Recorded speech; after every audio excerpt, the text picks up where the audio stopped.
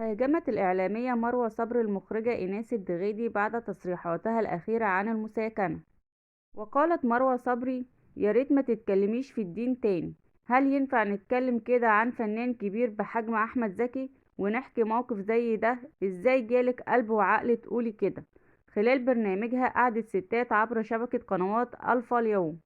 ووجهت مروة صبري رسالة للدغيدي قائلة: أرجوكي عيشي قناعاتك في حياتك ومع نفسك مع أصحابك، وما تفرضيش قناعاتك الغلط وأفكارك المسمومة اللي ضد الدين والقيم والأخلاق للناس.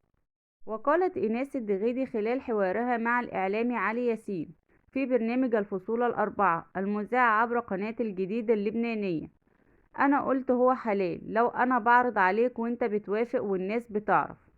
وأضافت إيناس الدغيدي: إحنا الجواز عندنا في الإسلام هو 3 حاجات: عرض وقبول وإشهار.